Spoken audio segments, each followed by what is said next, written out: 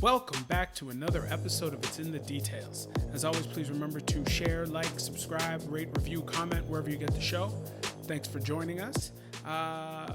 Again, this week there was a lot of sports. I got to talk about some of them. I think they're riveting as events, but also some of the things that I'm taking away from them. But first, I told y'all about some fall shows that were coming, and I watched one, and we're going to talk about it right now. Dr. Death. Okay? Dr. Death. Drama immediately. Okay? And I want to temper this before I get into it, right? This man did some bad things. I don't even know all the bad things this man did, right? We're talking about this show from a purely entertainment standpoint, right? I'm not trying to belittle any of the bad stuff this man did to these people, okay? The show is enjoyable. It's enjoyable. I told you about the stars, the drama, right? It's really enjoyable. Let's start here, okay? The first time we get really introduced to this man, the doctor, Christopher Dunch, right? The first time we really get introduced to this man, he is doing nothing but giving the person he's talking to excuses and lies, okay? We get introduced to him for real because he starts out the show, but that's kind of in the future, right? You'll see it if you watch it. But that's kind of in the future. When we get introduced to him in the time the story is taking place, lies, excuses, with a straight face, like I know what I'm talking about, right? It is something. Mr. Joshua Jackson, good job, man. Then you got Christian Slater and Alec Baldwin. Okay? Let me just start here, first of all. Let me go back. I don't usually like talking about shows one episode in. I like to get a feel for what's going on before I even tell anybody about the show. But I told you I was going to tell you about it, and I was excited after I watched the first one. Christian Slater and Alec Baldwin. A treat on screen together.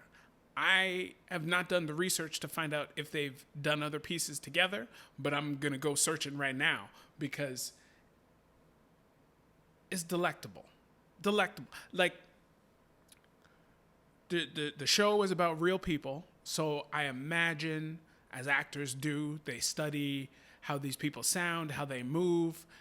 Christian Slater's character, I can't remember what the name of the doctor is, but Christian Slater's character has so much texture. He's given this... We've met Christian Slater's doctor for 5 minutes, okay? He's got a fun little head wrap thing that surgeons wear when they go in to do surgery. He's got rock and roll music playing in his operating room. Everybody's giggling and laughing in the room. He's got a very a giggle that stands out. You'll hear it. You're like, oh, he must have taken that from the doctor in real life.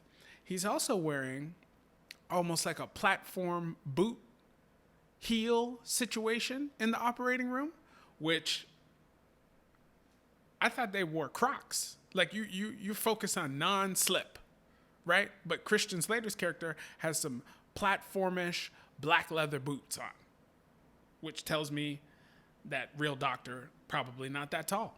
Alec Baldwin's character, steady. He's steady.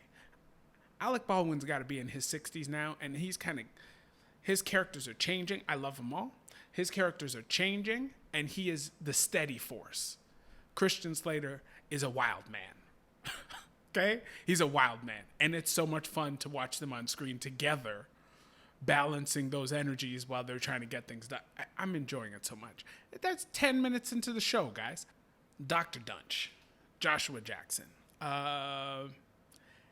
Dr. Dunch, or the portrayal of Dr. Dunch that we're getting, this man has zero redeeming qualities. And as I said off the top, he probably shouldn't, right? Just from what we're seeing, from what we know he's been accused of doing, and I think he's in jail, Spoiler alert, it's real life. This is a true crime kind of deal, guys.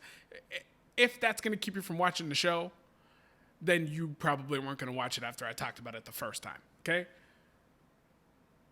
But Dr. Dunch is a real ass. That's what he is. He is a dumpster fire, okay? That dumpster's not filled with trash. It's filled with ego and pride. It's got a dash of misogyny and condescension. And when you light that dumpster on fire, it doesn't do anything to your lungs. It breaks your back. And this man apparently has been breaking backs a lot. Bad. We saw about 3-4 bad back breaks at a surgeon's hands in this first episode. The thing about the show, too, is he's a bad guy. I don't think there's any questioning he's a bad guy, right? But as a person who likes to cheer for the bad guy in the movie or the TV show, he's the kind of bad guy who is a bad guy. Like, it feels good to root against this person. It's very different from a Walter White in Breaking Bad or a Dexter, where it's like, yeah, these guys are doing terrible things, but you kind of still like them. You know what I mean? Like, Dexter was taking out the trash, if you will. He was dealing with some bad folks. He was doing bad things. He was doing very bad things, but he was doing it to bad people, right? Walter White had some personal issues, some health issues. He needed some money, and he started doing some bad things. At the time, it was for a good reason, and then it became something else, right? Dr. Christopher Dunch is out here breaking backs willy-nilly. We don't know why yet. I think that's part of the reason I'm watching the show, amongst all the fantastic actors and actresses. He seems to be just breaking backs because he feels like it. His life doesn't seem to be going quite the way he really wants it to, even though he's telling everybody it is. So I think they've placed some gems in there. They've placed some hints, some Easter eggs of maybe why his life isn't going the way it should. But it still feels like there's a big leap as to my life's not going as I want it, so I'm going to start breaking people's backs and maiming people and killing people on my operating table. We don't know why yet. There is a podcast called Dr. Death, which I've got the episodes downloaded. I haven't listened to them yet. And now I'm not going to be listening to them until the show's over, because it's kind of like reading a book. Like reading a book about a movie you're going to watch or a TV show it's like you're spoiling the whole cinematic experience. You know what I mean? You know everything. And then when the stuff doesn't happen in the movie or the TV show, you get upset because they didn't tell what you thought were the best parts, right? So you spoiled the movie by reading the book first. Watch the movie, then read the book. That's how I feel about it. So I'm going to treat this podcast the same way, because they're going to talk about all sorts of stuff that the TV show's not going to be able to handle, or they're going to talk about stuff in the TV show, and they're not going to talk about it as good as the TV show shows it to you. I'm rambling. Dr. Death is good so far. 43 minutes into the show. I'm enjoying it. I'm not a huge true crime doc kind of person. I've watched my fair share. I know of a few. But this is true crime told in a cinematic way with high-powered actors and actresses. More my speed.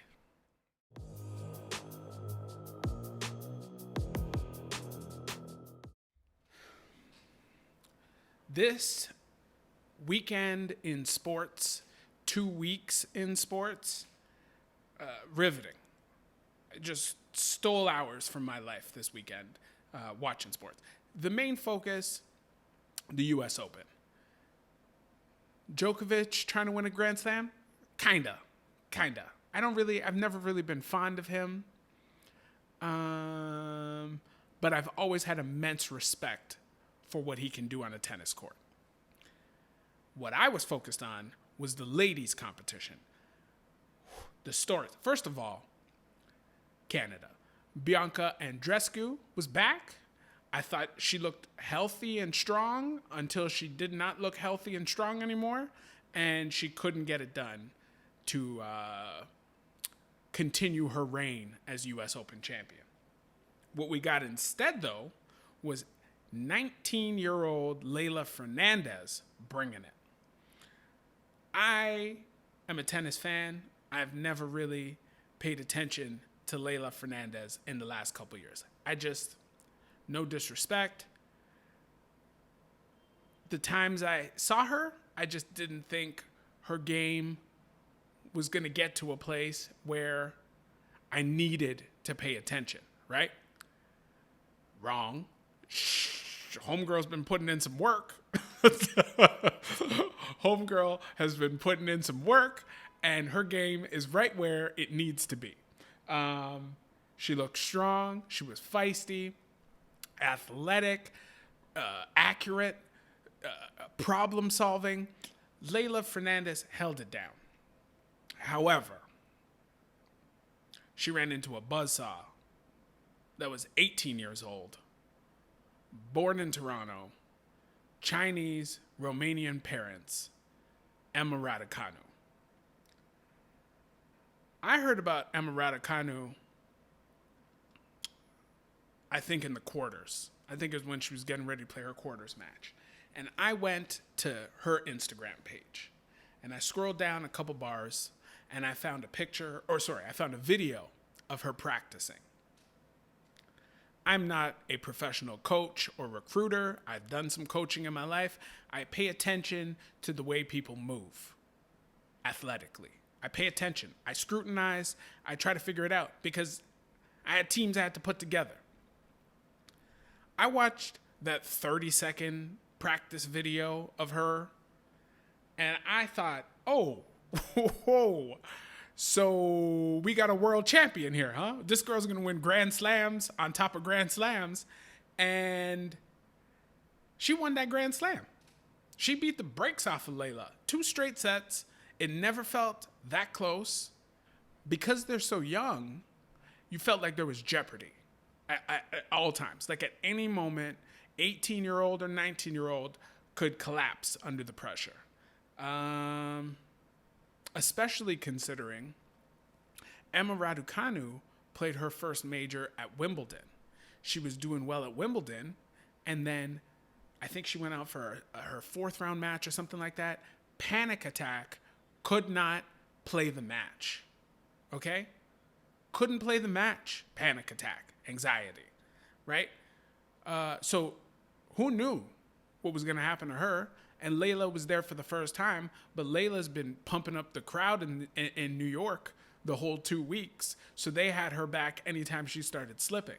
But Emma proved too strong, and she took that championship. She took it. Blood, sweat, and tears. Okay? Took that stuff.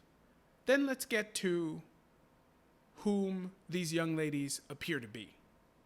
They appear to be 30-year-olds trapped inside of an 18 and 19-year-old body. I don't know who's training these ladies for their media availability or what have you, but impressive. So impressive to hear these 2 young women talk. Elegant, poignant, just such a great handle on the moment. Leylah Fernandez, in her runner-up speech, if you will, took time, okay, in her runner-up speech. I just lost the biggest match of my life. I am a millionaire now, but I just lost the biggest match of my life. My whole life's about to change. Sponsors, press engagement, all sorts of things are about to happen. In that moment, she took time to say to the New York crowd, on the 20th anniversary of 9/11, said to the New York crowd, "I hope I can be as strong and resilient as New York has been this past 20 years."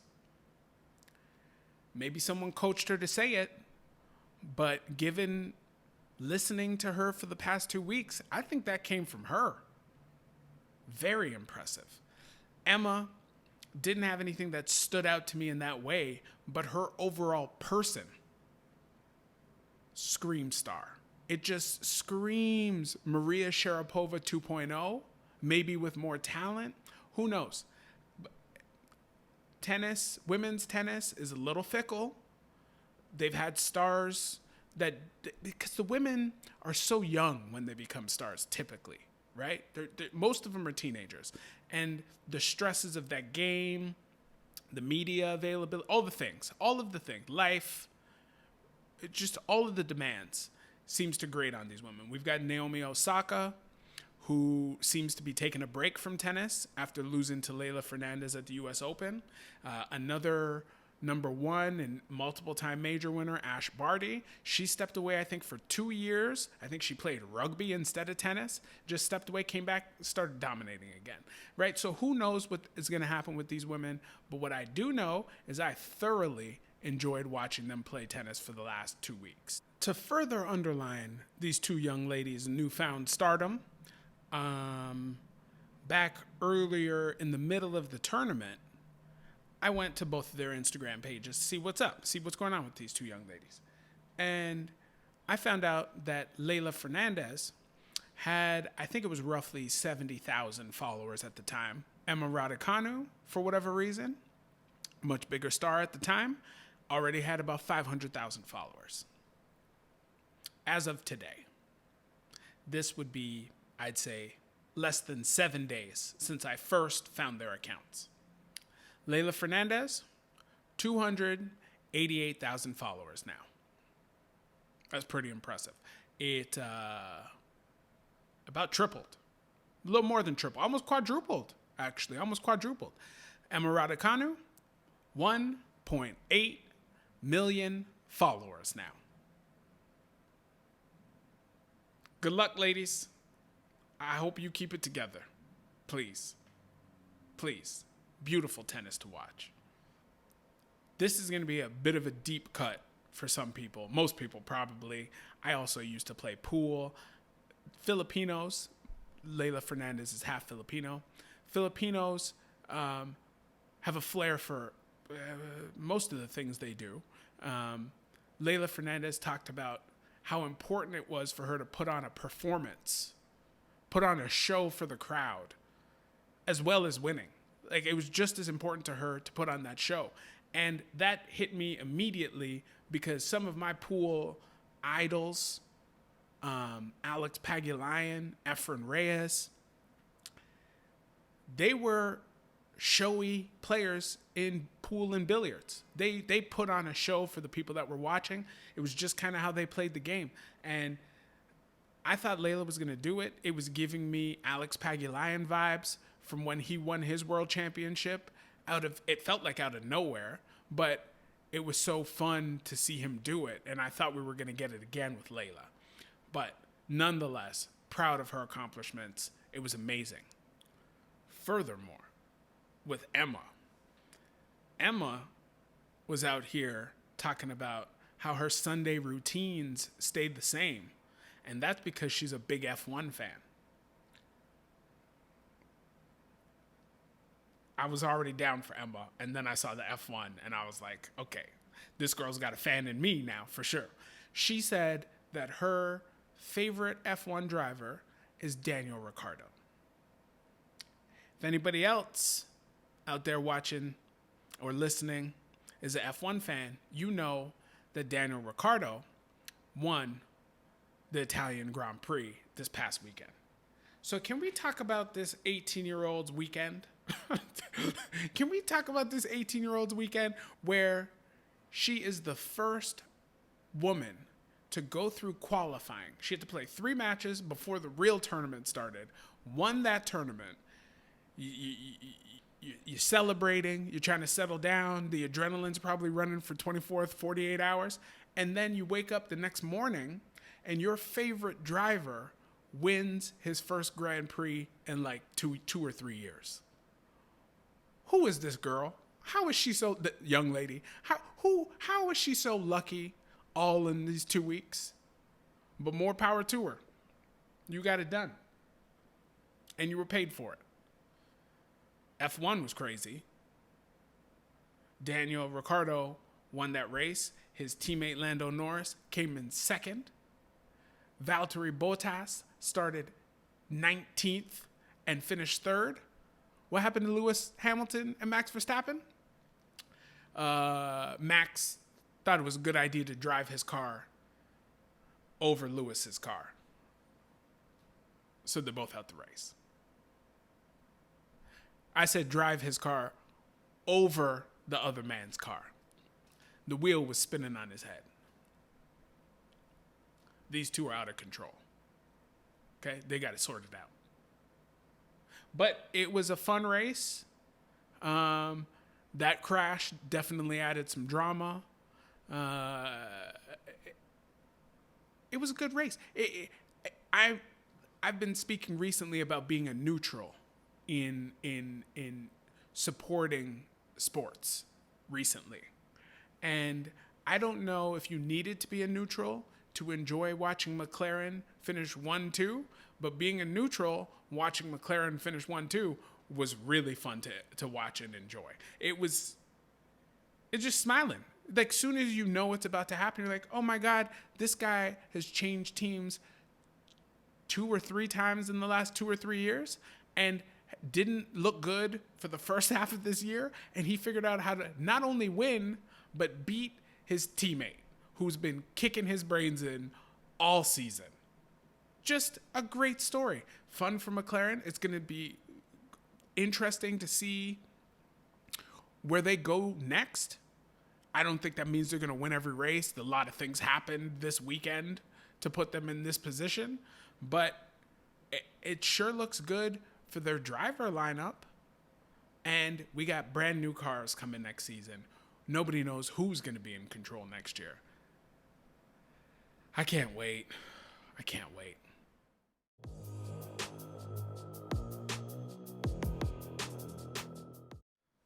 Speaking of this little youth movement that seems to be going on, as y'all know, I'm an American Ninja Warrior fan. I hope some of you are too.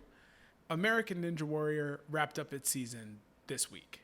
And all these veterans that we've known for years and years and seasons,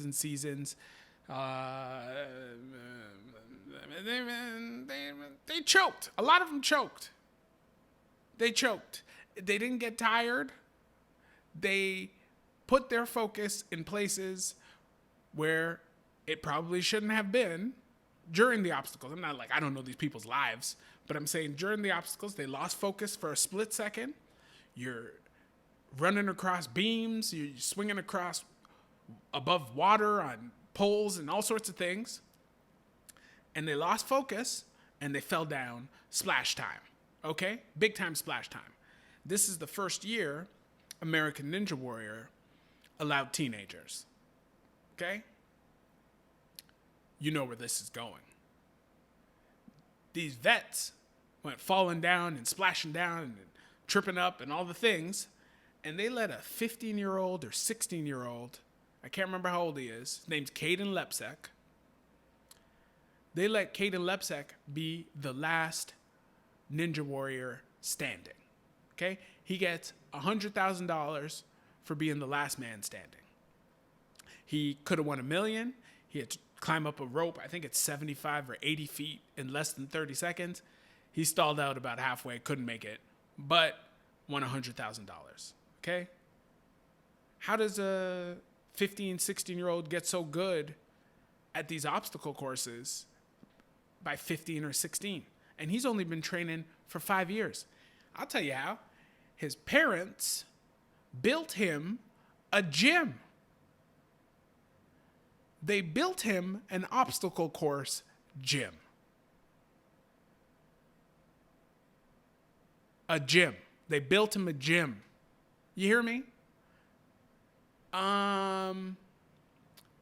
Other people can get memberships to this gym. It's a business, right? It's a business. But his parents built him a gym.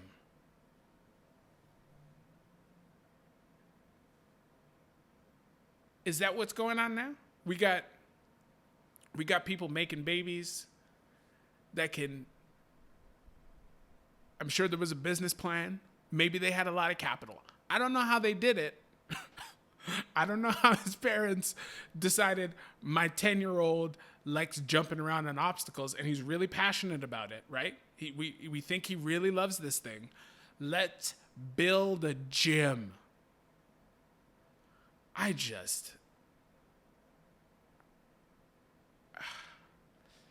So, you know how children pick up habits? They think, hey, I want to play soccer. Let's play baseball. I want to draw. You know all those things, right? And your parents, they buy you some cleats. They buy you an easel and some paints and some paintbrushes, all those things, right? And then most kids quit because they're 8 and they don't know what they want to do. They're just trying stuff, right? Could you imagine little Caden Lepsek gets to 12 and he's like, so, Mom and Dad, I know you spent $125,000 on that gym for me to jump around from obstacle to obstacle, but I think I like football. You know, like, could you imagine what that conversation would be like? Because his mom was crying, weeping when he won that $100,000. So proud of her son, as she should be. She should also be proud of herself and her husband for taking that gamble to build this gym, right? For their 10-year-old who liked obstacles, right? They should be proud of themselves too for taking that risk. But I'm curious, did little Caden Lepsek ever say, I'm not really feeling the obstacles today, Mom? What do you think Mom would have said to that? I'm just curious. I'm just curious what you think his mom would have said to, I know you built this $125,000, $200,000, however much it costs to build this damn gym. They don't look cheap. There's a lot of obstacles, a lot of construction needs to go into these gyms, right? I wonder what they would have said if he said, I'm thinking about some soccer balls. I'm thinking about throwing a football around with my friends.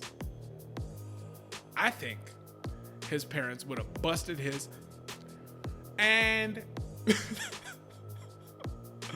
once again, thank you very much for joining us here on It's in the Details. As always, please remember to share, like, subscribe, rate, review, comment, wherever you get the show. We will see you in a week, y'all. Take care. Peace.